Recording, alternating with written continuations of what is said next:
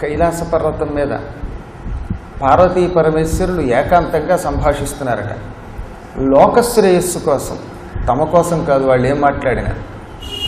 అందులో అమ్మవారికి పార్వతీదేవికి భక్తులంటే చాలా అభిమానం గనక ఒకరోజు స్వామివారితో అంది, భగవన్ దేవదేవేశ శంభో శంకర శాశ్వత మహాదేవ జగన్నాథ శివ విశ్వార్తిహారగా. ఓ భగవంతుడా, సకల దేవతలకి అధిష్టాన దేవతవి నీవు, ఈశ్వరుడివి, శాశ్వతుడివి, ఆనందాన్ని సుఖాన్ని లోకానికి పంచిపెట్టడమే నీ లక్ష్యం. దారిద్ర్యే మహతి ప్రాప్తి అన్నారు. మహాదారిద్ర్యంతో పీడింపబడే జనం నా కళ్ళ ముందు కనిపించినప్పుడు దుఃఖం వస్తోంది. కుష్ఠరోగే జ్వరే భ్రమే, ఇంకా కొంతమందికి కుష్ఠరోగాలు, కొంతమందికి జ్వరాలు, కొంతమందికి ఏవో రకరకాల మతి చాంచల్యాలు. ఈ శోకాలన్నీ చూసి దుఃఖం కలిగి వీళ్ళకి తేలికగా ఈ కష్టాల్లోంచి బయటపడడానికి ఏదైనా మార్గం ఉంటే నువ్వు చెబుతావేమో అని అడిగాను.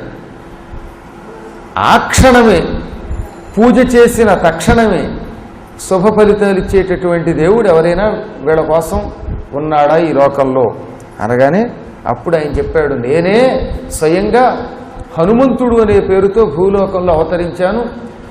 రుద్రవీర్య సముద్భవుడా హనుమంతుడు. ఆయనకి నాకు అభేదం. పరమాత్ముడైన విష్ణువు రాముడిగా అవతరిస్తే ఆ రాముడికి సేవ చేయడం కోసం నేను వచ్చాను. ఆ ఆంజనేయ స్వామిని పూజ చేస్తే చాలు దారిద్ర్యం తొలగుతుంది. విడిచిపెట్టకుండా ఏడిపించే శని కూడా ఒక్క హనుమంతుడి పేరు చెబితేనే విడిచిపెడతాడు. ఆ హనుమంతుడిని పూజిస్తే ఏలినాటి శని, అష్టమ శని, అర్ధాష్టమ శని దోషాలన్నీ ఆ క్షణమే పటాపంచలైపోతాయి.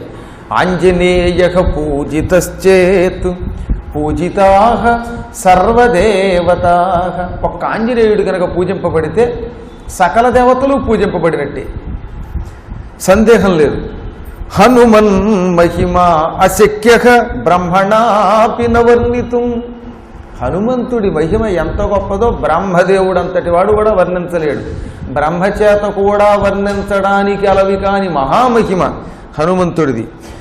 పైగా సమస్త శాస్త్రాలు పరిశోధించి చెప్పిన మాట ఇది. ఋషులు కూడా ఇదే మాట అన్నారు. ఆలోక్య సర్వశాస్త్రాన్ని సర్వాణ్యపి మహర్షిభిః ఇదమేకం సునిర్ణీతం నదైవం హనుమత్పరం. వేదాలు, పురాణాలు, శాస్త్రాలు, ఇతిహాసాలు అన్నీ కూడా బాగా పరిశోధించాక ఋషులంతా కలిసి ఒక నిర్ణయానికి వచ్చి హనుమంతుడి పూజ, అందులో ముఖ్యంగా కలియుగంలో వాళ్ళకి మరింత శ్రేష్టము. ఎంత తేలికగా మానవులకి శుభమిచ్చేటటువంటి దైవం లేడు. ఆంజనేయుడికి శివుడిలో ఉన్న ఆ అమాయకత్వము ఉన్నది, కరుణ ఉన్నది, రామభక్తి కారణం చేత అన్ని మహిమలు ఉన్నాయి. రాక్షసుల్ని సంహరించే విష్ణుశక్తి ఉంది, దేవతల యొక్క అంశాలన్నీ ఉన్నాయి. ఇన్ని రకాల శక్తులు కలిగిన హనుమంతుడే గొప్ప దైవం. నా దైవం హనుమత్పరం అన్నారు. హనుమంతుడి కంటే గొప్ప దైవం మరొకడు లేడు అని నిర్ణయించారు. హనుమంతుడి ఉపాసన వల్ల పార్వతీ ఇవన్నీ లభిస్తాయని చెప్పాట. ఏమేమిటివి? బుద్ధి. మొదట హనుమంతుడి ఉపాసన వల్ల తెలివితేటలు కలుగుతాయి. ఏ పని చేయవచ్చో ఏ పని చేయకూడదో మనకి ఎవరూ చెప్పలేరు. ఆ విచక్షణ జ్ఞానాన్ని, మంచి తెలివితేటల్ని ఆంజనేయ స్వామి వారు తన పూజ చేసిన వారికి ఇస్తాట.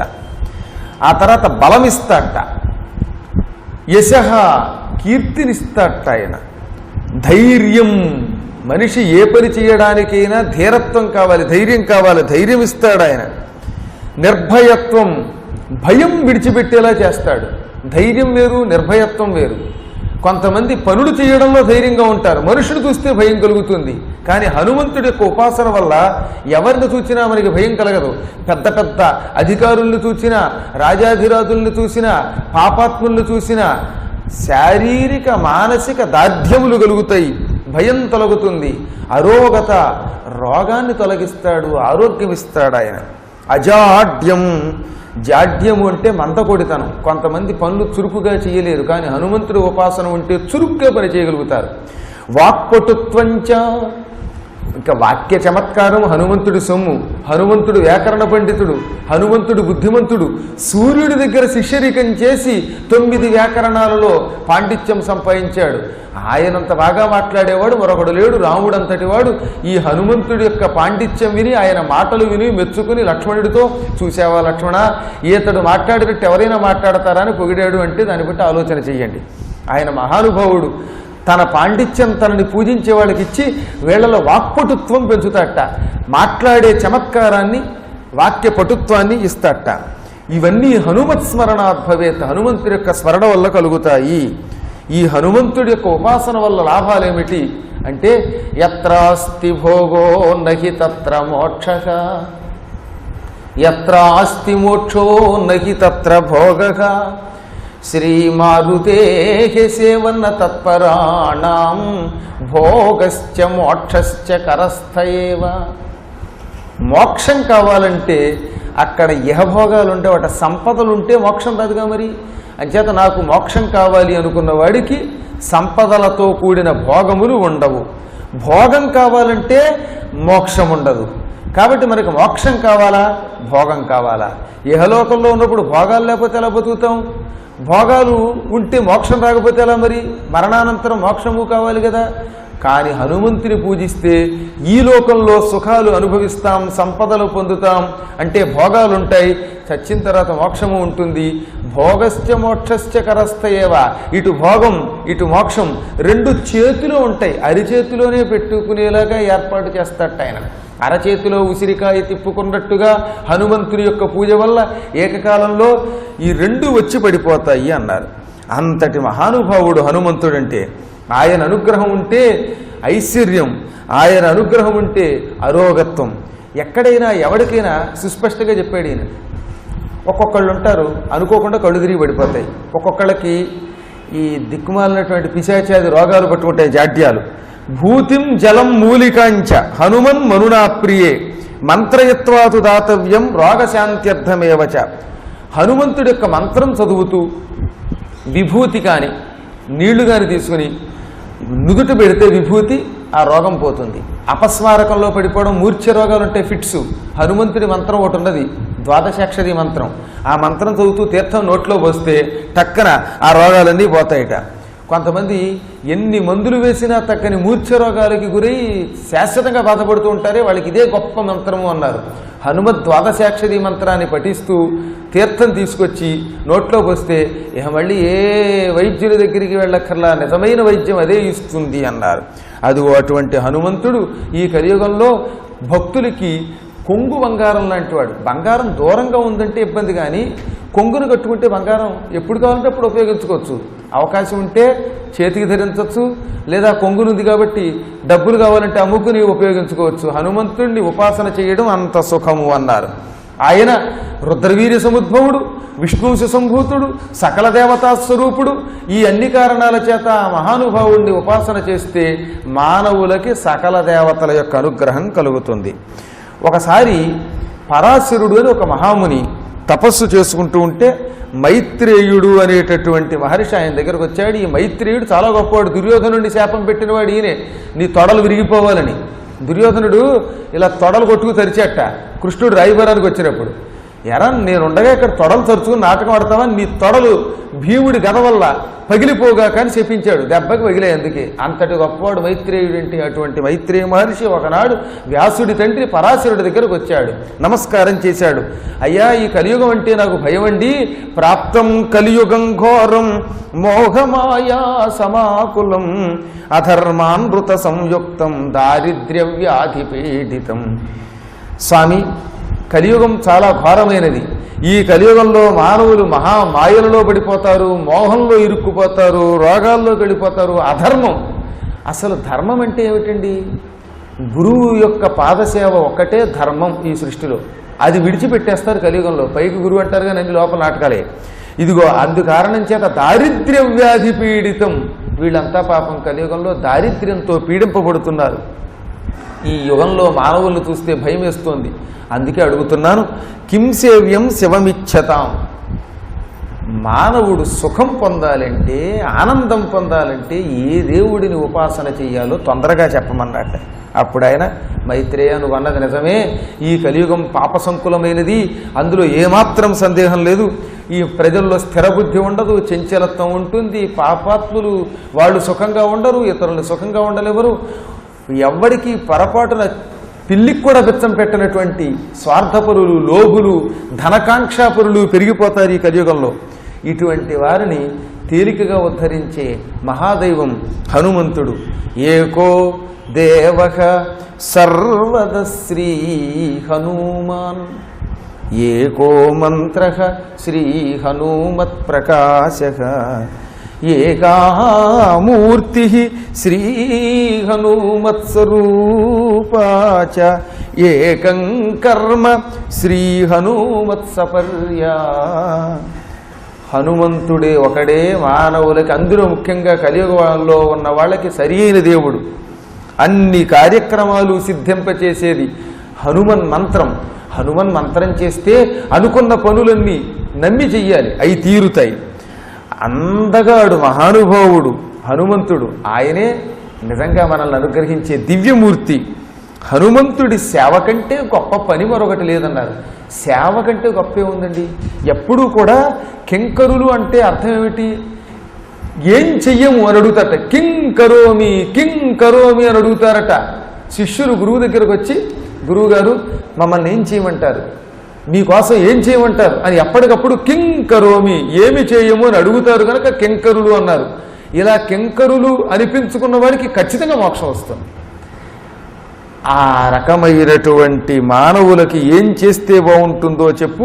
హనుమంతుని సేవ చేసే విధానం చెప్పమనగానే ఆయన చెప్తూ పదే పదే హనుమంతుణ్ణి భక్తి శ్రద్ధలతో, హనుమ నీ సేవ చేస్తాం, నీ భక్తుల సేవ చేస్తాం, నీ పురాణాలు చెప్పే పౌరాణికుల సేవ చేస్తాం. ఈ హనుమత్ సపర్య మాత్రమే నిజమైన సపర్య. ఆ ఒక్క సపర్యతోటే మానవుడు మోక్షం పొందుతాడు అని మైత్రేయుడికి ఆయన చెప్పాడు. హనుమంతుడికి చాలా రూపాలు ఉన్నాయి. ఏకముఖ హనుమంతుడు, త్రిముఖ హనుమంతుడు, పంచముఖ హనుమంతుడు, సప్తముఖ హనుమంతుడు, నవముఖ, దశముఖ, ఏకాదశముఖ హనుమంతుడు. ఇవన్నీ హనుమంతుని యొక్క అవతారాలు. అందులో ఇంకా హనుమంతుల్లో 5 ముఖాలు కలిగినటువంటి హనుమంతుడి యొక్క ఉపాసనకి అంతా ఎంత కాదన్నారు. పంచముఖ హనుమంతుని ఉపాసన అందులో కలియుగం వాళ్ళకి, ఏ యుగం వాళ్ళకైనా గొప్పదే, కలియుగం వాళ్ళకి మరింత సిద్ధి అన్నారు. తతోపి పంచవక్త్రస్య మారుతేర్జగదీశితు విద్యాసిద్ధికరీ శీఘ్రం గుర్వనుగ్రహతో మునే. 5 ముఖములు కలిగిన హనుమంతుడి మంత్రం అన్నదే ఆ మంత్రం సిద్ధినిస్తుంది. ఆ ఉపాసన విద్యని, ఆనందాన్ని, ఐశ్వర్యాన్ని ప్రసాదిస్తుంది. అసలు మంత్రం అంటే ఏమిటి? అయ్యా మంత్రం చేయమంటున్నారు, హనుమంతుడి మంత్రం అంటున్నారు, ఇంకో మంత్రం అంటున్నారు. మంత్రం అంటే ఏమిటి? మననాత్ త్రాయతే ఇది మంత్ర. మననము చేయడము వల్ల రక్షిస్తుంది కనుక మంత్రము అన్నారు. దానిని పదే పదే గురువుగారు ఏదో ఇచ్చాడు, 1 అక్షరమో 10 అక్షరాలు లేకపోతే 12 అక్షరాలు. దీనిని పదే పదే లోపల లోపల తలుచుకోవాలి. అనుకున్న కొద్దీ శక్తి పెరిగి మనల్ని కాపాడుతుంది కనుక మంత్రం అన్నారు. మంత్రం అంటే ఎప్పుడో కూర్చుని పక్కన పారేసి తర్వాత బ్యాంకులో డబ్బు దాచుకున్నట్టు కాదు. అక్కడ మంత్రం అంటే నిరంతరం అనుకోవాలి, చెయ్యాలి చెయ్యాలి చెయ్యాలి. మంత్రం చేయడానికి ముందు ఒక్కసారి గురువును తలుచుకుని ఆ మంత్రం చేసేస్తే పదే పదే అనుకుంటే రక్షిస్తుంది. అందుకని మంత్రము అన్నారు. మకారం మననః ప్రాహు, మకారం మకారం మననం ప్రాహు, త్రకారస్త్రాణ ఉచ్యతే, మననత్రాణ సంయుక్తో మంత్ర ఇత్యభిధీయతే. మా అంటే మననము, త్రకారము అంటే రక్షించుట, మంత్రము అంటే మననము చేయుట ద్వారా రక్షణ కలగజేస్తుంది కనుక రామ అన్నాం. ఆ రామ రామ గురువుగారు కానీ లోపల అనుకున్నారు, అలా పదే పదే అనుకోవడం ద్వారా రక్షించింది. అందుకని మంత్ర అన్నారు. అంచేత మకారం చాలా పవిత్రమైనది. మంత్రం ఎప్పుడూ కూడా పైకి అరవకూడదు. పైకి చేసేవి సామూహికంగా భజనలు, నామ సంకీర్తన. కానీ గురువు ఇచ్చిన మంత్రం నిశ్శబ్దంగా లోపల లోపల చెయ్యాలి. ఇంకోటి చెప్పారు, మా అంటే మనస్సట, త్ర అంటే బుద్ధిట. ఈ రెండింటిని కలిపితే మంత్రము అని మరికొంతమంది చెప్పారు. అంటే మంత్రం అంటే మనస్సుని బుద్ధిని ఒక చోట కలిపి ఉంచుతుంది. ఈ రెండు ఒక చోట ఉండవు. మనస్సు ఒక చోటకి, బుద్ధో చోట తిరుగుతూ ఉంటాయి. బుద్ధి పెడతావని పడుతుంది, మనసు ఇంకో వైపు లాగుతుంది. అనవసరంగా పురాణానికి వచ్చాం, ఇంకేదన్నా సినిమాకి పోతే బాగుండు అనిపించేలా చేసే దిక్కుమాలిన బుద్ధి ఉండొచ్చు మానవుడికి. అలా కాదు, ఇక్కడే ఉండంటోంది మనస్సు. ఆ రెండు ఒకటి అయ్యేలా చేసేది మంత్రం అంటే. అందుకని మంత్రం శ్రద్ధతో చేసి తీరాలి. రెండవది మంత్రము అంటే మూడవ అర్థం మరొకటి చెప్పారు. మకారో జీవసంజ్ఞస్యాత్ త్రకార స్వాత్మసంజక. మా అంటే జీవుడట, త్ర అంటే శివుడట. ఈ జీవాత్మని పరమాత్మని కలిపేస్తోంది కాబట్టి మంత్ర అన్నారు. మంత్ర అంటే ఆ జీవుణ్ణి ఈశ్వరుడిలో కలిపేలా చేసేటటువంటి దివ్యశక్తి. అటువంటి దివ్య మంత్రాలలో ఉత్తమోత్తమైన ఒకనొక హనుమన్ మంత్రం ఉన్నది. దానిని హనుమత్ ద్వాదశాక్షరీ మంత్రం అంటారు. ఆదౌ ప్రణవముచ్చార్య హరిమర్కట శబ్దతః మర్కటాయ పదం పశ్చాద్వహినిజాయాం సముచ్చరేత్ ద్వాదశాక్షర సంయుక్తం మంత్రోయం సముదీరితః. ఈ మంత్రం ఎలా చేయాలో చెప్పారు. ఆదౌ ప్రణవముచ్చార్య, ముందుగా ప్రణవం ఓం అనాలట. తర్వాత ఏం చేయాలి? హరిమర్కట చేర్చాలట. ఆ తర్వాత మర్కటాయ చేర్చాలట. అక్కడికి ఓం హరిమర్కట మర్కటాయ అయింది. దాని తర్వాత ఏం చేశారు? వహిని జాయాం సముచ్చరేత్. వహిని అంటే అగ్ని, జాయ అంటే భార్య. వహిని జాయ అంటే అగ్ని భార్య, అంటే స్వాహాదేవి. ఈ స్వాహాని దాని పక్కన చేర్చాలి. వెరసి ఓం హరిమర్కట మర్కటాయ స్వాహ. ఇది హనుమంతుని యొక్క ద్వాదశాక్షరి దివ్య మంత్రం. ఇది మహామంత్రము అన్నారు. ఇది నిరంతరం భక్తి శ్రద్ధలతో గురుముఖత విని సుస్పష్టంగా చెప్పారు. పుస్తకాల్లో చూసి మంత్రాలు చేయడం మొదలెడితే బ్రహ్మహత్యా పాపం చుట్టుకుంటుందని చెప్పారు. తొందరపడి అలా చేయకూడదు. అది గురువు ఇస్తేనే చెయ్యాలి, ఇవ్వని దాని జోలికి వెళ్ళరాదు. అంచేత హనుమంతుడంటేనే ప్రణవస్వరూపుడు. హనుమంతుడికి ఆ ప్రణవంతో పాటు ఈ దివ్య మంత్రాన్ని చెబితే ఇక ఆ మంత్రం యొక్క విలువ అంతా ఇంత అని ఎవరూ చెప్పలేరు. ఇప్పుడు మళ్ళీ మనకు ఒక అనుమానం, ఈ హరిమర్కట మర్కటాయ ఏమిటి అని. మర్కటము అంటే కోతి కదా, మర్కట మర్కట అంటాడేంటి? 2 సార్లు కోతి కోతి అంటాడేమిటినా అంటే, మర్కట శబ్దమునకు కేవలము కోతి అని మాత్రమే కాదు, మర్కట శబ్దమునకు శత్రువు అని అర్థం. హరేహే మర్కట హరిమర్కట. హరేహే అంటే విష్ణుమూర్తికి, మర్కట శత్రువు. విష్ణుమూర్తికి శత్రువు ఎవరు? రామావతారంలో రావణుడు. ఆ రావణుడికి మర్కట శత్రువు. రావణుడిని అదుపులో పెట్టి అసలు రాముడికి సీత ఉన్నట్టు చెప్పింది దీనే కదా మరి. ఆ రకంగా రావణ శత్రువై లోకంలో ధర్మ సంస్థాపన చేయడానికి, జీవాత్మ అయిన సీతని పరమాత్మ అయిన రాముణ్ణి కలవడానికి మూలకారకుడైన కారణము చేత హరిమర్కట మర్కటుడు అని హనుమంతుల వారు పిలువబడ్డారు. రావణాసురుణ్ణి గెలిచాడు. 10 కంఠాలు కలిగిన వాడిని వారు పిచ్చాడా, నీకు ఒక్కొక్క కంఠంలో ఒక్కొక్క సుంఠరా, నీది కంఠం కాదు అని తిట్టినవాడు ఆయన, ఎగిరి విజృంభించిన వాడు ఆయన. అందువల్ల రావణాసురుణ్ణి ధిక్కరించి ఆ నిండు కొలువులో బుద్ధి చెప్పిన మహానుభావుడు హరిమర్కట మర్కటుడు అని పిలువబడ్డాడు. ఇంకా రెండవది ఏమిటి? హరిం సకల లోక సుఖ సంహరణం పాపం. హరి అంటే లోకంలో ఉండే సుఖాలని పాడు చేసే మహాపాపం. ఆ పాపమును మర్కటతి అంటే నాశంగమయతి, నాశనం చేస్తట. పాపములను నాశనము చేసే మర్కట స్వరూపుడు వానరుడు, పరమ పాపనాశకుడు అని అర్థం.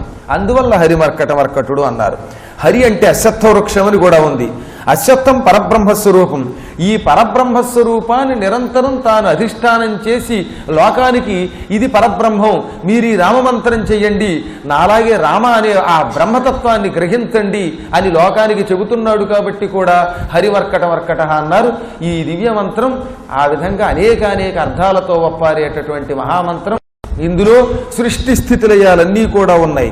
పరబ్రహ్మతత్వాన్ని, ఆనందాన్ని, సుఖాన్ని, భోగాన్ని అన్నిటినీ ఇచ్చేటటువంటి మహాసంజ్ఞ ఈ దివ్యమంత్రం. అందులో హనుమంతుడు 5 ముఖాలు కలిగిన వాడని చెప్పాం. వరుసగా ఎలా ఉంటాయి ఆ ముఖాలు? వందే వానర నారసింహ ఖగరాట్ క్రోడాస్య వక్రాంచితం. హనుమంతుడు పంచముఖాలతో ఉన్నప్పుడు మరింత శక్తిని ఇస్తాడు. విగ్రహం ఇంట్లో లేకపోతే పంచముఖ మంత్రమే ఆ స్వామి రూపం తలుచుకుంటే చాలు అన్నారు. హనుమంతుడికి ఒకటి వానరముఖం, సరిగ్గా తన అసలు ముఖం ఉంటుంది మధ్యలో. మరొక ముఖం రెండవది ఏమిటి? నారసింహ, మన నరసింహస్వామి అవతారంలో ఏ ముఖం ఉంటుందో ఆ ముఖం. మరొకటి ఖగరాట్టు, గరుత్మంతుడు. మరొకటి క్రోడ వరాహం పందిముఖం, మరొక ముఖం అస్య గుర్రపు ముఖం. ఇలా 5 ముఖములతో ఉంటాడు స్వామివారు. ఈ 5 ముఖములకి 5 అద్భుతమైన బీజాక్షరాలు కూడా చెప్పారు వరుసగా. ఈ వానర నారసింహ ఖగరాట్ క్రోడ అశ్వముఖాలలో మొట్టమొదటిది కపిముఖములకు కోతిముఖానికి హరౌం అనే అక్షరం బీజం. ఈ బీజం ఉచ్చరించగానే హరౌం అనగానే ఆ వానర ముఖంతో ఉన్న స్వామి ఆనందిస్తాడు. మన శత్రువులంతా నాశనం అయిపోతారు. శత్రువులు నాశనం అయిపోతారంటే ప్రజలంతా చచ్చిపోతారు కదా. రోజు నేను తిడతానంటే అందరినీ శత్రువులు వాళ్ళు చచ్చిపోవాలి కాదు. శత్రువులు లేకుండా చేయుట, మనకి ఎవరితో అయినా స్నేహమే ఉండాలి తప్ప శత్రుత్వం లేకుండా ఉండాలి. శత్రువులు కావడం కాదు, శత్రుత్వం పోవాలి. అంటే ప్రజలంతా చచ్చి వరకు మనం ఒక్కడే మిగులుతామనే. ప్రతి వ్యక్తి శత్రువు అనుకున్నవాడు కూడా మిత్రుడు అయ్యేలాగా చేస్తాడు హనుమంతుడు. మనలోనే ఉన్నాయి అసలు శత్రువులు. శత్రువులు ఎక్కడి నుంచి పుట్టుకొచ్చారు బయటికి మనకి లేదు. అసలు శత్రువులు మనలో ఉన్నారు. కామ క్రోధ లోభ మోహ మదమాత్సర్యాలనే 6 శత్రువులు మనలో ఉండి ఇతరుల్ని శత్రువులు అనిపించేలా చేస్తున్నాయిట. జ్ఞానం కలిగిన వాడికి ఈ సృష్టిలో శత్రువు లేడు. అప్పుడు ఎవడి మీద వాడు పాపాత్ముడు, వీడు శత్రువు అని కంప్లైంట్స్ ఇచ్చుకోరు. ఇది హనుమంతుడు హ్రౌం అనే బీజం ద్వారా మనకి కలగజేసే జ్ఞానం. ఇక రెండవది దక్షిణం వైపున సింహముఖం నరసింహముఖం. ఇది అగ్ని సంబంధమైనది. దీనికి క్షౌం అనేది బీజం. ఇది ఉచ్చరించగానే భూతాలు పారిపోతాయి. విఘ్నం కలగజేసే మనల్ని బాధ పెట్టే భయంకర భూతాలు ఈ బీజ ఉచ్చారణ మాత్రం చేతనే అటు ఇటు కదిలి కంపించి పారిపోతాయట. ఇక పశ్చిమ ముఖం గరుడ ముఖం. ఇది ఆకాశానికి సంబంధించింది. దీనికి క్షౌం అనే బీజం. ఇది చదవగానే విషాలు పోతాయి. పావుల విషాలు, తేలు విషాలు, ఇంకేవో విషాలు. అసలు హృదయంలో గొప్ప విషం ఉంది మనకి. ఆ దిక్కుమాల విషం కూడా పోతుందట. ఉత్తరం ముఖంగా ఉన్నది వరాహముఖం. మనం గుర్తుపెట్టుకోవాల్సింది హనుమంతుడికి ముఖాలంటే ఇలా పక్కన ఉండవు. దేవతలకు ఎప్పుడూ కూడా చుట్టూతో ఉంటాయి ముఖాలు. రాక్షసులకి ఇలా ఉంటాయి. అందుకే రావణాసురుడు పంక్తి గంధరుడు. వరసగా 1 2 3 4 5 6 ఇలా కనపడతాయి పొడుగ్గా. అలా ఉంటే రాక్షసులు. అదే దేవతలకైతే తూర్పు, దక్షిణం, పడమర, ఉత్తరం, మరో ముఖం పైకి ఉంటాయన్నమాట. ఇలా 5 ముఖాలు. శివుడికి కూడా చూడండి. అందుకే 5వ ముఖం ఖం వ్యాప్తి తేజోమయం. ఖం అంటే ఆకాశం. ఆకాశం కేసి చూస్తున్న తేజోమయమైన అగ్నిమయమైనటువంటి ముఖము అని చెప్పరా. అలాగే స్వామివారికి కూడా 5వ ముఖం ఉన్నది. ఉత్తర ముఖంలో ఉన్నదేమో వరాహముఖం. ఇది భూమికి సంబంధించింది. దీనికి గ్లౌం అనేది బీజం. ఈ బీజం ఉచ్చరించగానే సంపదలు వస్తాయట. ఆఖరి ముఖం ఊర్ధ్వముఖంలో అశ్వముఖం ఉంటుంది. ఇది జల సంబంధమైనది. దీనికి సౌం అనేది బీజం. ఇది ఉచ్చరించగానే ప్రజలంతా మన వశమైపోతారు, మన మాట వింటారు. మనలో మంచితనం ఉంటే మన మాట మనకేమవుతారు? మనల్ని మంచివాళ్ళని చేసి ప్రజలు మన మాట వినేలా వశపరుచుకునేలాగా చేసే దివ్య బీజం. ఈ 5 బీజములు కూడా అత్యంత పవిత్రమైనవి. మానవుడికి సకల సుఖాలు ఇస్తాయి. అనయ సదృశీ విద్య నాస్త్యేవతే శపే ప్రీత్యర్థం న ప్రశంసాతు క్రియతే సత్యమేవ తత్. ఈ పంచముఖ హనుమన్ మహామంత్రమునకు సాటి వచ్చే మంత్రం లేదు. ఇది సందేహం లేదు. ముఖస్థుతి కోసం చెప్పట్లేదు. నిజం నిజం నిజం అన్నాడు ఆయన. సత్యమేవ తత్ అన్నాడు. సాక్షాత్తు పరమేశ్వరుడు అమ్మకి చెబుతున్నాడు. మైత్రేయుడికి పరాశరుడు చెప్పాడు ఈ విషయం. ఆంజనేయ మంత్రం శివుడి చేతే ప్రకాశింపబడిందట. ఈ మంత్రం ఉపాసించేవాడిని చూడటంతో భూత ప్రేత పిశాచాదులన్నీ పటాపంచలై పారిపోతాయి. అగస్త్య మహాముని ఈ మంత్రాన్ని ఉపాసన చేసి సముద్ర జలం తాగేసేట. ఓం కేశవాయ స్వాహ అని మనం ఆచమనం చేసినంత తేలికగా సముద్ర జలం తాగగలిగాడు ఆయన. అంతటి అద్భుతమైన మహామంత్రం ఇది. భీముడు శత్రువుల్ని సంహరించాడంటే ఈ పంచముఖ హనుమన్ మహామంత్ర ప్రభావం అది.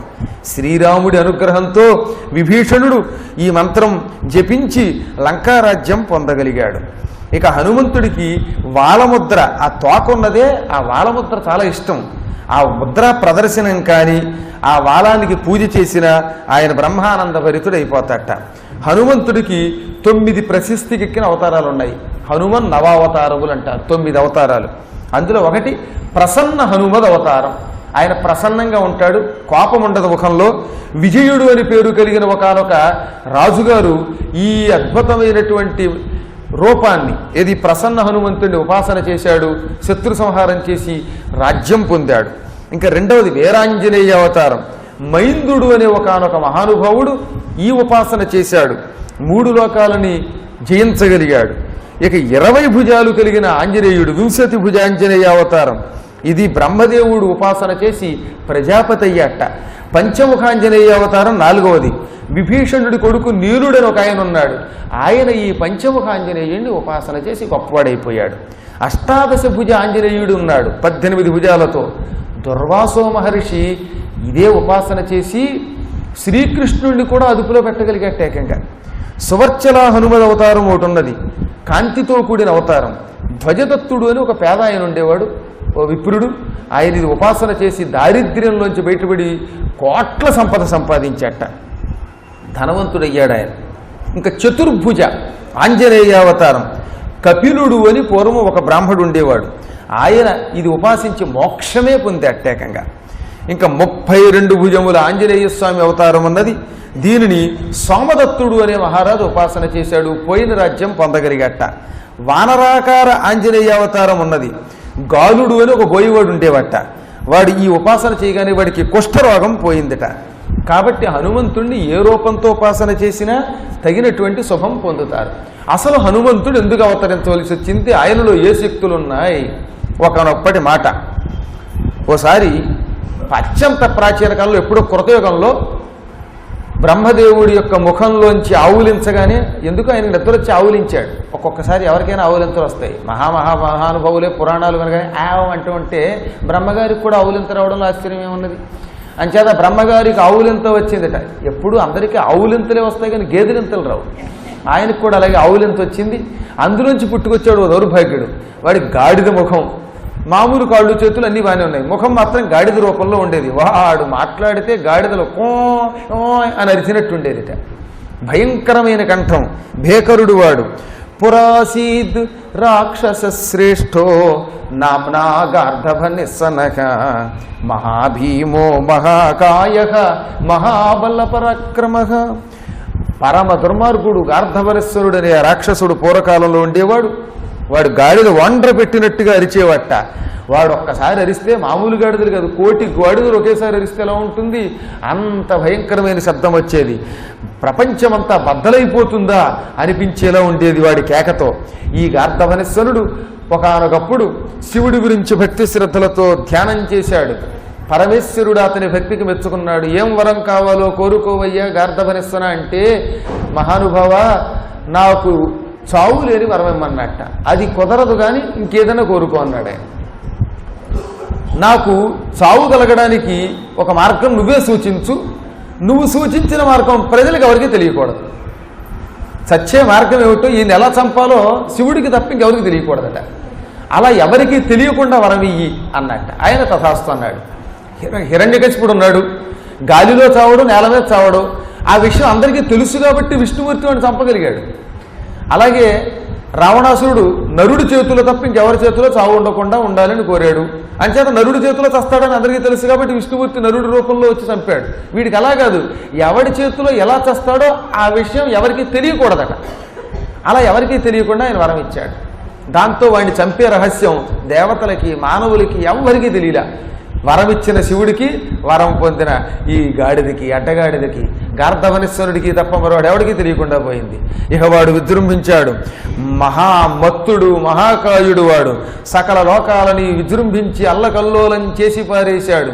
ఇటు దేవతల్ని, రాక్షసుల్ని, మానవుల్ని, వాళ్ళని వీళ్ళని తేడా లేకుండా అందరినీ తన మహాపరాక్రమంతో జయించాడు. ఇంద్రుణ్ణి చావదన్ని చెవులు మూసి అడవిలోకి గెంటేశాట. చివరికి బ్రహ్మదేవుడికి కూడా వీడి పేరు చెబితే భయం కలిగింది. ఈ విధంగా గార్ధవనేశ్వరుడు సకల లోకాలని హడలెత్తించేశాడు. కొంతకాలం పాటు ప్రాణాలు అరచేతిలో పెట్టుకు పారిపోయారంతా. చివరికి అంతా కలిసి శ్రీహరి దగ్గరికి వెళ్ళారు, వైకుంఠానికి వెళ్ళారు. మహానుభావ వాసుదేవ పరంధామ రక్షించమని ఏడుస్తూ మొత్తుకున్నారట. ఎంత తపస్సు చేసినా, ఎన్ని వరాలు పొందినా రాక్షసుల్ని చంపడానికి ఏ మార్గం ఉన్నదో మాకు తెలిసేది. ఇప్పుడు ఈ గార్ధవనేశ్వరుడికి శివుడు ఏం వరం ఇచ్చాడో శివుడికి ఆయనకి తప్ప తెలియడంలా. కాబట్టి వాసుదేవ పరంధామ అదేదో తెలుసుకుని వాడిని సంహరించి రక్షించవలసిన బాధ్యత నీది అంటే ఆయన అన్నాడు, నాకు తెలియదయ్యా, అది శివుడి వరం కదా, మరి ఆయన దగ్గరికి వెళ్ళి అడుగుదాం, బాలాశంకరుడు ఏం మాట్లాడతాడో చూద్దాం. ఒక్కొక్కప్పుడు శక్తితో చేయలేని పని యుక్తితో చెయ్యొచ్చు. మనం శివుణ్ణి అడుగుదాం నడవండి అని దేవతలందరినీ వెంట పెట్టుకుని విష్ణుమూర్తి అంతటి వాడు కైలాసానికి వెళ్ళాడు. అక్కడ శివుడు పార్వతీ సమేతుడై కొలువు తీరి ఉంటే వీరందరూ సాష్టాంగ నమస్కారం చేశారట.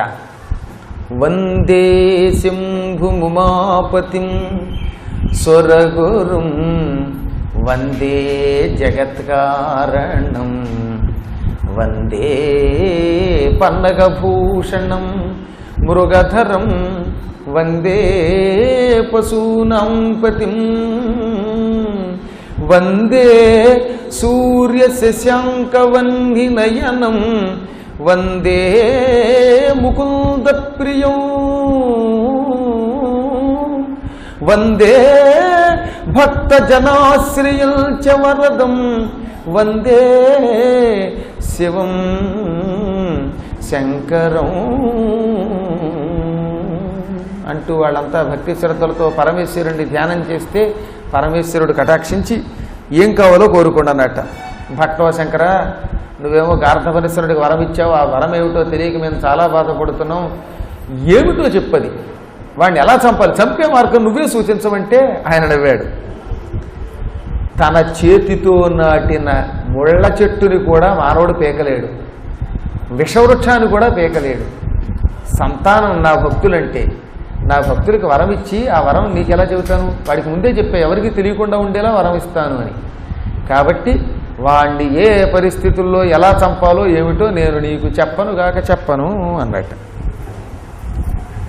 విషవృక్షోపి సంవర్ధ్య స్వయం చేత్తుమసాంప్రతం, తన చేతితో నాటినప్పుడు ఆ విషవృక్షాన్ని కూడా పేకలేడు, అది న్యాయం కాదు.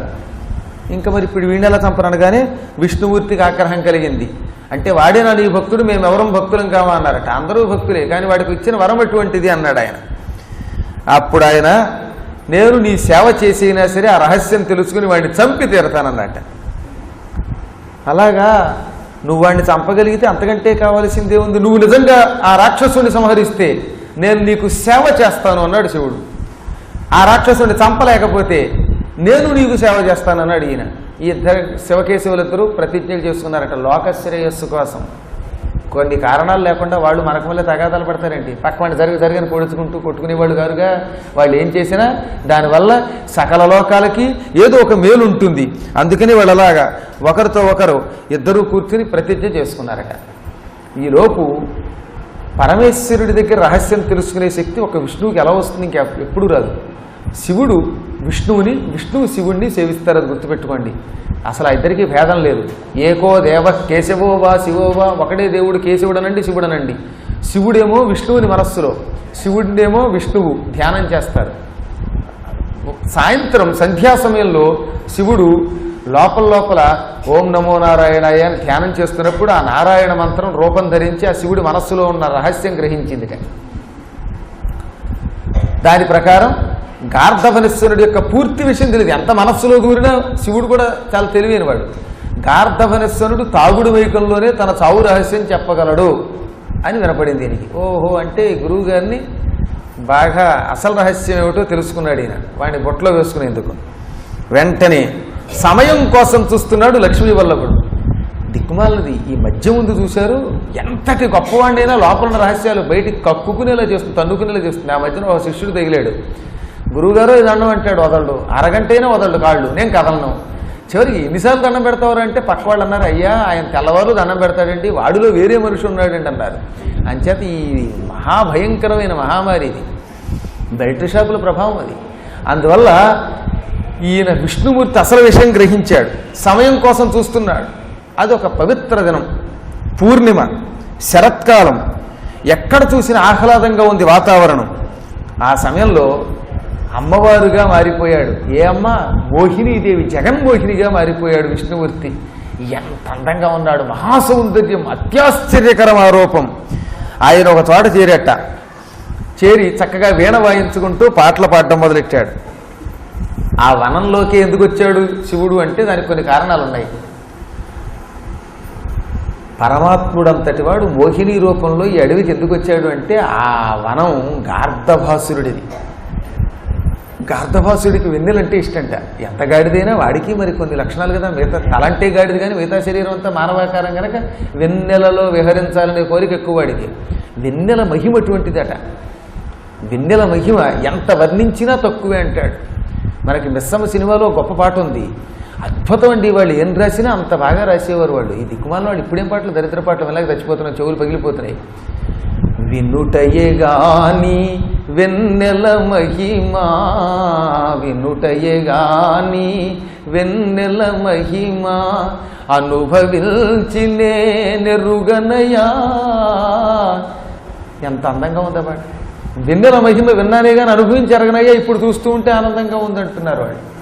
ఆ మహిమ ఎంతటి వాడిని ఆకర్షిస్తుంది. కృష్ణుడు అంతటి వాడు వెన్నెల రాత్రిలో మురళీని మనోహరంగా వాయిస్తూ గానం చూపిస్తాడు, ఆనందపెడతాడు అన్నారు.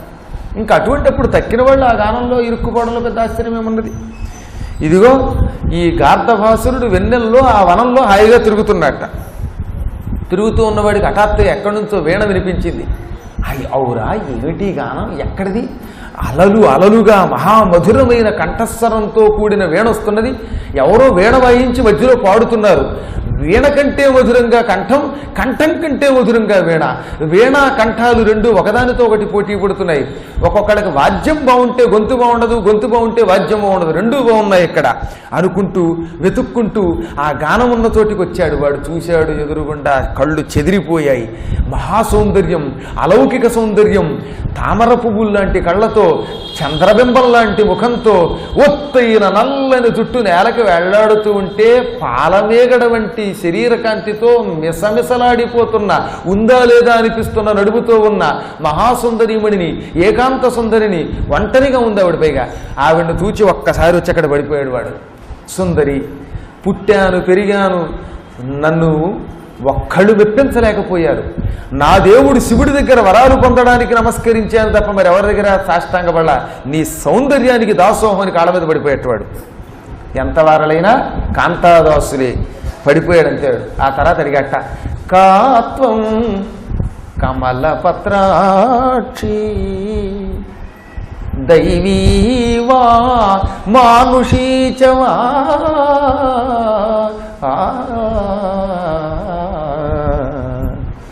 గాంధర్వీవా కిన్నరీవా తవ వైశేషికం వద.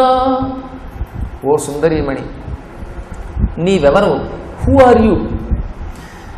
తామర పువ్వు రేకుల్లో ఉన్నాయి నీ కళ్ళు. దేవతా స్త్రీవా, మనుష్య స్త్రీవా, గంధర్వ స్త్రీవా, కిన్నర స్త్రీవా, కింపురుష స్త్రీవా? నీ విశేషములు మాకు వివరించి చెబితే వింటాం, పులకించిపోతాం. జోహార్లు చెయ్యవలసిన సౌందర్య రాశివి నీవు అనగా వెంటనే ఆ మాయామోహిని, ఆది విష్ణువుని వీడేదో దగ్గరకు వచ్చి ప్రశ్నిస్తే ఆయన ఏం సమాధానం చెబుతాడు? జగన్మోహిని రూపంలో ఉన్నాడు ఆయన. ఈ విష్ణుమూర్తి సౌందర్యం అసలు ఒరిజినల్ స్త్రీలకు కూడా ఉండదు. ఎంచేతంటే ఈ ఒరిజినల్స్ ఆయన ఎప్పుడు కావాలంటే ఇప్పుడు రూపం ధరిస్తాడు మహానుభావుడు. ఆయనలో లేని సౌందర్యం అంటూ లేదు గనక మహామాయామోహిని రూపంతో ఉన్న స్వామివారు ఆ రాక్షసుణ్ణి క్రీగంటితో చూస్తూ అన్నట్ట, సాధు దైత్యేంద్ర వైతాత దైవీయంచ భవిష్యతి రతిప్రియా సునిపుణా భవాన్ యది భవిష్యసి. రాక్షసరాజా, నేను నిజంగా నీవనుకున్న సకల సామాన్య స్త్రీలలో సామాన్య స్త్రీని కాని సుమా, నేను దివ్య స్త్రీని. నా దివ్యత్వం నాకు తప్ప మరొకరికి తెలియదు. నీవనుకున్న సాధారణ స్త్రీని కాను. నాకు ఒక నియమం ఉన్నది, మంచి రసికురాలని, నన్ను సంతోషపెట్టేటటువంటి పురుషుడు దొరికినప్పుడు. పెళ్ళవక బాధపడుతున్నా, ఎందుకు పెళ్ళవలేదు, ఇంత సుందరీమణి కానొచ్చు, నువ్వు సుందరీమణిని కాబట్టే నాకు ఇబ్బంది. నాకు సరిపోయే పురుషుడు దొరకలేదు. ఎవడో దిక్కుమాలండి ఏం కట్టుకుంటాం. ఈ లోకంలో ఏ పురుషుడిని చూసినా అందం ఉంటే చురుకుతనం ఉండదు, చురుకుతనం ఉంటే అందం ఉండదు, ఈ రెండు ఉంటే జుట్టు ఉండదు బట్టతల. పోనీ మంచి జుట్టు ఉంది అనుకుంటే వార్ధక్యం వచ్చేస్తున్నది, పాండిత్యం ఉండదు, ఏదో ఒక లోపం. ఆవిడికి ఇన్ని లోపాలు కనిపించాయి విష్ణుమూర్తి గారికి. మరి ఆయన్ని మెప్పించేది ఈ సృష్టిలో, బ్రహ్మగారి సృష్టిలో స్వామిని మెప్పించేవాడు ఒకడో ఉండడు. కానీ నేను ఒక ప్రతిజ్ఞ చేశా, నన్ను వీణ మొదలైన వాటిల్లో మెప్పించేవాళ్ళు, నేను చెప్పిన మాట వింటే అటువంటి వాళ్ళల్లో ఒక వ్యక్తిని చూసి పెళ్లి చేసుకుందాం అనుకుంటున్నాను అన్నదట. దొరికేసింది అనుకున్నాడు ఈయన. ఈ రాక్షసుడు సుందరి, నేను అందంగా లేనంటావా? ఆహా ఆహా, చూసుకో నా మొహం, అంచేత నన్ను వివాహం చేసుకోవా అన్నట్ట. ఓహో, అరే నీ మొహం ఎప్పుడైనా అద్దంలో చూసుకున్నావా అంది ఆవిడ. అదేమిటి సుందరి, నా మొహం అద్దంలో చూసుకున్నప్పుడు ఎంత ముద్దు వచ్చేస్తాను. గాడిదైనా మరి గాడిద పిల్ల గాడిద ముద్దు కాదు, ఇటు కాకి పిల్ల కాకి ముద్దు అన్నారు. మనిషి ఎలా ఉన్నా, వాడు పగలు చూస్తే రాత్రి కల్లోకి వచ్చేలా ఉన్నా, దిక్కుమాల నల్లగా ఉన్నా, ఇంకో రకంగా ఉన్నా, నేను అందంగా లేనా అని అంటారు. సహజం. తన శరీరాన్ని తాను మెచ్చుకోకపోతే ఎవడు మెచ్చుకుంటాడు? బయట వాడు మెచ్చుకుంటాడు. ఏమిటి, ఎవరు మెచ్చుకున్నప్పుడు మనమే మెచ్చుకోవాలి. ఎప్పటికప్పుడు నా అంత అందగాడు లేరు అనుకోవాలి. అందుకని వీడేమన్నాడు, సుందరాంగి అలా చూచి ఏసడించకు. అబ్బా, గాడిదలంటే అంత అందంగా ఉంటాయి, అందులో నవయౌవనంలో ఉన్న గాడిదని నేను, అడ్డంగా ఉండే గాడిదని నేను. ఆహాహా, నా సౌందర్యం చూడన్నట. ఓరి రాక్షస, దివ్య స్త్రీని నేనెక్కడ, ఈ గాడిద ఒక పైగా నువ్వు గొంతిప్పితే చచ్చిపోతున్నావు, కర్ణకఠోరం, చెవులు పగిలిపోతున్నాయి. పురాణం పద్మాగర్ గారు చెబితే వింటారు కానీ దిక్కుమాలాడు, నువ్వు వచ్చి మాట్లాడితే ఒక్కడింటాడా? మొత్తం గుడంతా ఖాళీ కదా, ఒక్కళ్ళు ఉండరు కదా. అనగానే వాడు బెదరలేదు, చెదరలేదు. ఏసడించుకోకు సుందరంగి, సామాన్యుడు అనుకోకు. నేను మద్యపానం చేస్తే నా కంఠమే మారిపోతుంది. దొరికాడురా వీడు అనుకున్నది మోహిని. వీడికి కావలసింది అదే స్వామివారికి కూడా. అయితే మద్యపానం చేసి నువ్వు నేను పెట్టే పరీక్షలో నెగ్గుతావా? ఒప్పుకుంటున్నాను, ఒక్క సంగీతం తప్ప ఇంకేదైనా అడుగు. నువ్వు సంగీతం నేను పాడితే కొంచెం ఇబ్బంది లోకానికి. లోకాన్ని ప్రపంచ ప్రళయకాలంలో నాశనం చేయాలనుకున్నప్పుడే నా సంగీత కచేరీ పెట్టాలి, కొత్తప్పుడు పెట్టకూడదు. అనగానే సరే అయితే పుచ్చుకో అని పక్కనే వారుడి వాకిని ఒక స్పెషల్ మద్యం తయారు చేశాడు. ఈ తాగితే లోపల నిజాలు తన్నుకు వస్తాయి, అలాంటి మద్యం అనమాట. ఇంక దాన్ని ఎక్సైజ్ వాళ్ళు పట్టుకోలేరు పాపం. అంచేత అటువంటి అద్భుతమైన దివ్య మద్యాన్ని స్వామివారు స్వయంగా తయారు చేసి ఇచ్చారు. అంచేత ఆ మద్యం ఇవ్వగానే పుచ్చుకున్నాడు వాడు. కొంచెం కొంచెం కాదు, ఏకంగా గడగడగడ తాగేశాడు పట్టుదల కోసం. తాగగానే వాడికి శరీరం ఏం పనిచేయటంలా. అలా కళ్ళు వేర్లు గమ్ముతూ ఉండగా, సుందరి చూసావా ఇప్పుడు ఎలా ఉన్నానో, నా మూతి ఎలా ఉంది, నా ముక్కు ఎలా ఉందంటే, జగన్మోహిని ఎంత ముచ్చటగా ఉందో, ఆ ముట్టి, ఆ దంతాలు, అబ్బబ్బబ్బా పారపళ్ళ లాంటి నీ పళ్ళు చూస్తూ ఉంటే, భూలోకంలో పెళ్లి కాని యువతీమణులు ఒక్క ప్రకటన ఇచ్చుంటే నీ దగ్గర పడిపోయేవారు కదరా. చాలామందికి పెళ్లిళ్ళు ఒక నానా బాధ పడుతున్నారట. కట్నం లేకుండా నిన్ను చేసుకోవడానికి చాలామంది ఇష్టపడతారు ఆడవాళ్ళు. అయ్యో వీరాది వీరా, నిన్ను పెళ్లి చేసుకోవడానికి ఇప్పుడు నేను సంసిద్ధురాలని, కానీ ఇంకా ఏమిటి కానీ అన్నాడు వీడు. అసలు రహస్యం ఎక్కడే ఉంది? నువ్వు ఇలా తాగి ఎప్పుడైనా రోడ్డు మీద పడి చచ్చిపోయావు అనుకో, అప్పుడు మరి నేను విధవనైపోతాను కదా, ఇబ్బంది కదా. సుందరి, నీకు ఆ భయం అక్కర్లేదు అన్నాడు వీడు. అనగానే వెంటనే మళ్ళీ భయం అక్కర్లేదని నీవు చెబితే కాదు సుందరి, సుందరాకార, నిన్ను నిజంగా ఎవడన్నా చంపితే నేను అంత తేలిగ్గా చచ్చిపోతాను అనుకుంటున్నావేంటి? నేను దావును, నాకు శివుడు వరం ఇచ్చాడు అన్నట్టు ఈయన తాగిన వైఖరిలో. ఏం వరం ఇచ్చాడు అన్నాడు. చెబితే చేసుకుంటావానన్నా? తప్పనిసరిగా చేసుకుంటానని. అయితే చెప్పేస్తున్నాను వినుకో, జాగ్రత్త. వాడికి మూతి కదిలిపోయింది, శరీరం అంతా కదిలిపోయింది, హడిలిపోతున్నాడు వాడు, శరీరం వణికిపోతున్నది. ఆ తాగుడు మీకు అంత ఓవర్ అన్నమాట. అందులో స్వామివారు ఇచ్చిన ప్రత్యేక మద్యం కదా అది. నేను తాగిన మైకంలో ఉన్నప్పుడు నన్ను సగం తోడేలు సగం మనిషి అయినటువంటి జంతువు కనుక నన్ను పట్టుకు పీకేస్తే నేను చచ్చిపోతా. ఇంకా నేను చాలా సుందరే అంటే నన్ను చంపేవాళ్ళు ఎవరు లేరు అన్నట్టు వాడు.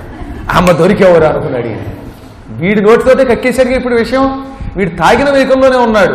అలా మైకంలో ఉన్నప్పుడు తోడేలు తల, మిగతా శరీరం నారాయణ రూపం ఉండేటటువంటి రూపం చేతిలో చస్తాడు. ఇంకా విజృంభించేశాడు ఆయన. సకలం వైన చరాచరంబులకు సాక్షాద్రక్షణ వ్యాప్తి పూనికతో చేయుతలంపు హెచ్చి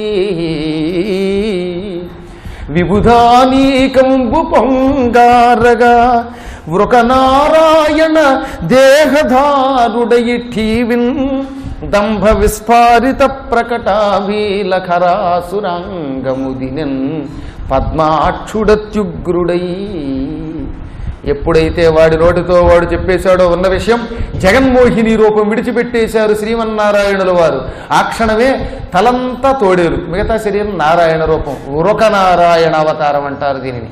ఉరక అంటే తోడేలు, నారాయణ నరసింహ అవతారంలాగే ఇది కూడా ఒక దివ్య అవతారం. ఈ విధంగా వృకనారాయణ రూపం ధరించి స్వామి విజృంభించి అమాంతంగా మీదకు దూకి వాడి శరీర అవయవాలని పట్ట పట్ట పట్ట కొరికి అప్పడాలు నవిలేసినట్టుగా నవిలేసి వాడిని పూర్తిగా భక్షించి రక్తమాంసాల్లాగే సంహరించేశాడు. ఆ విధంగా వాడి వరం వాడిని చివరికి అంతం చేసింది. ఎప్పుడైనా ఎన్ని వరాలున్నా లోకాలని పీడించే దుర్మార్గులు లోక కంటకులు నశించి తీరుతారు.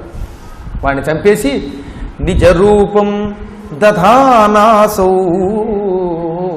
భగవాన్ శంఖ చక్రధృతు పీతాంబరధరో లక్ష్మ్యా వనమాలా విభూషితగా.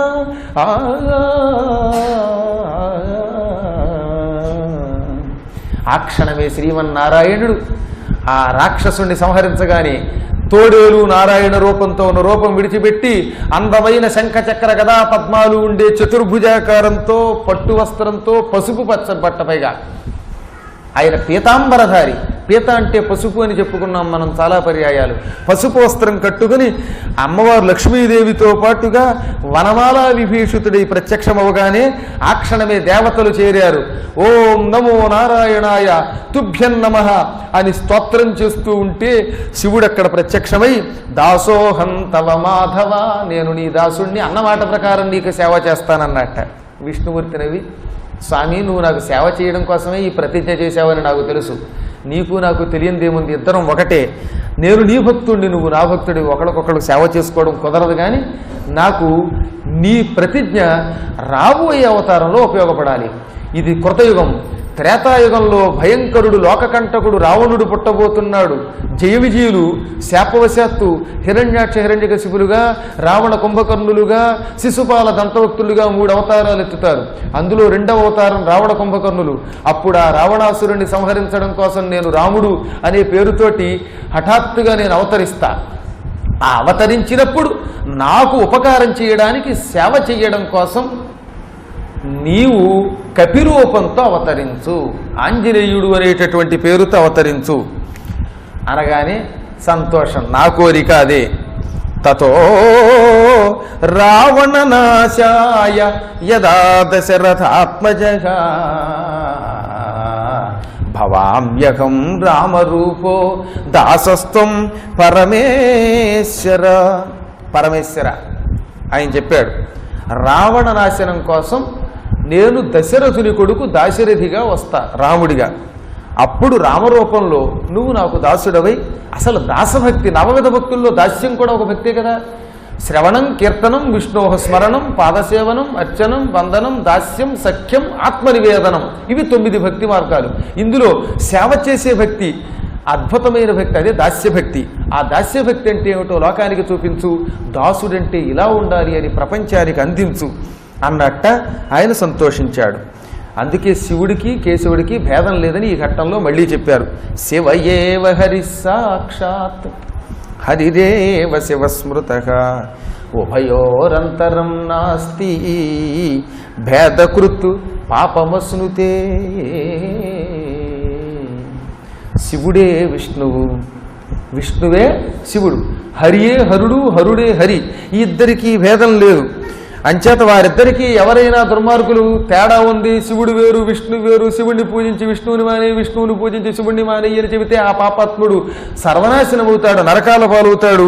ఈ ఇద్దరి విషయంలో ఎక్కడా పొరపాటు చేయకూడదు. మనం ఆ ఇద్దరికి ఐకమత్యం పాటించాలి. ఇటు వీర వైష్ణవులు శివుణ్ణి ద్వేషించిన, ఇటు వీరశైవులు ఈ విష్ణువుని ద్వేషించిన ఆ ఇద్దరు నరకానికి పోతారు. స్వయంగా విష్ణుమూర్తే నారదునితో ఇలా చెప్పేట, మద్భక్త శంకరద్వేషి మద్వేషి శంకర ప్రియ తావుభౌ నరకం యాంతి యావచ్చంద్ర దివాకరు. నారదా, నా భక్తుడు శివుణ్ణి ద్వేషిస్తాడు, శివభక్తుడు నన్ను ద్వేషిస్తాడు. ఆ ఇద్దరూ పాపాత్ములే, ఆ ఇద్దరూ నరకానికి పోతారు సూర్యచంద్రులు ఉన్నంత కాలం అన్నారు. ఇక ఆ తరువాత హనుమత్స్వామి భూలోకంలో అవతరించడానికి, అంటే శివుడు హనుమంతుడిగా అవతరించడానికి ముందు ఒక ప్రతిజ్ఞ రెడీ అయిపోయింది, సిద్ధమైపోయింది రంగం. అత్యంత ప్రాచీన కాలంలో ఒక తమాషా జరిగిందట. హనుమత్ జనన వృత్తాంతం విని తీరాలి, అత్యంత పవిత్రము అన్నాడు. ఇది విన్నంత మాత్రం చేతనే పుట్టుకలో వచ్చిన పాపాలు, భవదోషములు అంటారు, అవన్నీ పోతాయి. ఒకప్పుడు భూలోకంలో రాక్షసుల బాధ పెరిగిపోయింది. పరమ పాపాత్ములైన రాక్షసులు అంతకంతకీ విజృంభిస్తున్నారట. దేవతలంతా కలిసి బదరీవనంలో తపస్సు చేసుకుంటున్న నారాయణ మహర్షి దగ్గరికి వెళ్ళారు. నరుడు నారాయణుడిగా విష్ణుమూర్తి వచ్చాడుగా, అక్కడ తపస్సు చేస్తున్నాడు బదరిలో. అక్కడికి వెళ్ళి నారాయణ ప్రభు రక్షించమన్నారట. బాధంతే రాక్షసాక నిత్యం నరనారాయణ ప్రభో ఏతేషాంతు వధోపాయం క్షిప్రం కర్తుమిహార్హసి. ఓ నరనారాయణులారా, మహానుభావులారా, రాక్షసులు పెరిగిపోయారు. తరచుగా యుగాలలో అప్పుడప్పుడు రాక్షసులు విజృంభించి ప్రాణం తీస్తున్నారు. ఈ రాక్షస బాధని మేము తట్టుకోలేకపోతున్నాం, నువ్వే మమ్మల్ని రక్షించాలి. ఆర్తులమైన మమ్మల్ని కటాక్షించకపోతే ఎవరు రక్షిస్తారు అని పరిపరి విధాలుగా ప్రార్థన చేస్తే ఆయన ఒక క్షణం ఆలోచించాట. దివ్య దృష్టితో చూశాడు. నాకు మనస్సులో ధ్యానంలో తట్టింది, సందేహం లేదు. భయంకర రాక్షసుల్ని నాశనం చేసి భూమి మీద చిరజీవిగా ఉండి ప్రజల కష్టాలు తొలగించి భూత ప్రేత పిశాచ బాధ తొలగించే ఒకానొక పవిత్ర దివ్య మూర్తి తొందరలో అవతరించబోతున్నాడు. ఆ మహానుభావుడు సకల దేవతా స్వరూపుడై ఉంటాడు అని పలికి ఇత్యుక్త్వా స్వాత్మనత్తేజ సమాకృష్య జనార్దనః. ఇలా పలికి ఏం చేశాడు? స్వాత్మనస్తేజ సమాకృష్య జనార్దన. తనలో ఉన్న దివ్యశక్తిని, తేజస్సుని బయటికి తీసుకొచ్చాడు. స్వీయ శక్తి అనమాట అది, మహా తేజస్సు, అది గొప్ప కాంతి. అది ఆ కాంతిని ఒక ముద్ద కింద బయటికి లాగేట. ఆ తర్వాత ఏం చేశాడు? ఆ ముద్దలో బ్రహ్మణశ్చ సురాణాంచ తేజసా సాకమిసితు. తనలో ఉన్న దివ్యశక్తిని కొంత బయటికి తీశాడు. ఆపై బ్రహ్మలో నుంచి ఒక తేజస్సు, శివుడిలో నుంచి కొంత తేజస్సు, ఇంద్రాది దేవతల నుంచి అందరిలోంచి కొంచెం కొంచెం తేజస్సులు బయటికి లాగాడు. ఈ అన్ని తేజస్సుల్ని కలిపి ఒక ముద్ద చేశాట, తెల్లని పిండి ముద్దలా తయారు చేశాట అద్భుతంగా. మామూలుగానే ఒక్క తేజస్సు గొప్పదంటే ఇంతమంది దేవతల దివ్య తేజస్సులన్నీ కలిపి ఒక ముద్ద చేస్తే అది ఇంకంతకంటే గొప్ప ముద్ద ఏమున్నది? అది మహాఫలం అన్నారు. ఆ ముద్దను ఏం చేశాడు? వెంటనే శివుడికి ఇచ్చాడు. పరమేశ్వర, ఇందరు దేవతల తేజస్సుని ముద్ద చేసి పండుగా నీకు ఇచ్చాను. ఈ పండుని మొయ్యగలిగే శక్తి, భరించగలిగే శక్తి, మృంగగలిగే శక్తి కేవలం నీకు మాత్రమే ఉన్నది. ఈ సకల దేవతా సాకమైన తేజఃపిండాన్ని నువ్వు భుజించు, మింగు అన్నట్టు. వెంటనే ఆయన దాన్ని సేకరించాడు. ఇది కొంతకాలం నీలో అట్టే పెట్టు, దీనిలో నుంచి ఒక మహాపురుషుడు పుడతాడు, నీలోంచి పుట్టాడు కాబట్టి నీ స్వరూపుడు అంటారు ఆయన్ని అన్నాడు ఆయన. శంకరుడు సంతోషించాడు. ఆయనకు తెలుసుగా తాను సేవ చేస్తాను విష్ణుమూర్తికి అని ప్రతిజ్ఞ చేశాడు. అందువల్ల విష్ణువు ఎప్పుడు రాముడుగా పుడతాడా? అప్పుడు తాను ఈ రూపంతో పుట్టి, వానర రూపంతో పుట్టి సేవ చేద్దామని ఎదురు చూస్తున్నాడు. ఈ తేజస్సు అలా వానర రూపంలో అవతరించడం కోసం జాగ్రత్తగా అట్టే పెట్టుకున్నట్ట. ఇలా ఉండగా ఒకనాటి దివ్య విశేషం, కైలాసంలో ఈ శివ తేజస్సు, ఈ అన్ని దేవతల తేజస్సు శివుడిలో ఉన్నప్పుడు పార్వతీదేవి వచ్చింది. ఏమండి, ఈ ప్రదేశం విడిచిపెట్టి ఎక్కడికైనా వెడదామండి, కాసేపు విశ్రాంతిగా అందుకే ఎప్పుడు చూసినా మనం కైలాసంలోనే ఉంటున్నాం, ప్రజల్ని రక్షించడానికి వెడుతున్నాం తప్ప మనకిగా మనం హనీమూన్కి వెళ్ళలా ఏ ట్రిప్కి. ఒక్క భక్తుడు మనల్ని వెళ్ళనివాడు, వెడితే ఎక్కడికి వెడితే అక్కడ కంపు చేసేస్తున్నారు. మన కోసం దేవాలయం కడితే ఆ దేవాలయాలను కూడా గవర్నమెంట్ ఆక్రమిస్తున్నది. ఈ బాధలు పడలేకపోతున్నాం, మనిద్దరం ఏకాంతంగా ఎవరికీ దొరకకుండా కొంతకాలం ఎక్కడికైనా పోదాం అందుకే అనగానే సరే ఎక్కడికి వెడదాం? భూలోకంలో వెంకటాచలము అని పేరు కలిగినది ఉన్నది, అదే ఏడుకొండల వాడిది. ఆ వెంకటాచలం దగ్గరికి వెడదాం, అక్కడ హాయిగా విహరిద్దాం అని అనగానే సరే అని అన్నట్ట స్వామి. ఇద్దరూ కలిసి వెళ్ళారు. వెంకటాచలం దగ్గర కొంత దూరం వెళ్ళగా వేం అని పొట్టిగా అనకూడదు, వెంకటాచలం. అది వేం అంటే పాపము, వేం కటతీతి వెంకట అన్నారు. పాపములను నాశనం చేసేది అది, ఆనందప్రదమైన దివ్యధామం అది. అక్కడికి వెళ్ళారు. అక్కడ ఒక దివ్య సరస్సు దాటి వెళ్ళారు. వెళ్ళగా వెళ్ళగా ఒక చోట ఒక తమాషా, ఎటు చూచిన తుమ్మెదల చంకారాలు, పువ్వుల యొక్క సువాసనలు, పళ్ళ యొక్క మధురిమలు, వీటితో కనపడుతున్న ప్రదేశంలో ఒక ఆడ మగ కోతి కూర్చుని పేర్లు చూసుకుంటూ చక్కగా ఒకరితో ఒకరు మాట్లాడుకుంటూ అవుడు ఈడు అని చేతులు ఊపుకుంటూ, ఎలా అయితే ఈ ట్యాంకు బండ్ల దగ్గర అక్కడ మానవులు తిరుగుతూ ఉంటారు మొగుడు పెళ్ళాలంటే కంటే ప్రేమికులు అన్నమాట. దిక్కుమాడు ప్రేమికులను కూడా అనకూడదు కలియుగంలో, కాముకులు వీళ్ళు. అలాగా ఈ కోతులు కూడా చక్కగా రెండు జంటగా తిరుగుతున్నాయి. వాటికి మాత్రం స్వేచ్ఛ లేదేమిటి? అసలు దిక్కుమాలది ఈ కోతులు కంటే ఆ కోతులేనయ్యి, ఆ ఒరిజినల్ కోతులు. మానవులేమో రూపం మానవుల రూపము, లోపలము వానర బుద్ధిని. అంచేత పేరుకి నరుడు, లోపల వానరుడు. అక్కడ నిజంగా వానరాలు కబుర్లు చెప్పుకుంటూ మాట్లాడుకుంటూ ఉంటే పార్వతీదేవి అందుక, ఏమండి వానరాలు స్వేచ్ఛగా తిరుగుతున్నాయి, మనం కూడా వానర రూపాలతో విహరిద్దామండి అందుక. కానీ నువ్వేమంటే అది అన్నాడు ఆయన. రకరకాల రూపాలు, సమస్త రూపాలు వారివి, ఆది దంపతులవి. వెంటనే ఇద్దరు కలిసి సహస్రాబ్ద ప్రమాణేన క్రీడిత్వా సమగాద్యుతి తత్తేజ పార్వతీ గర్భే నిధాయ విరరామః.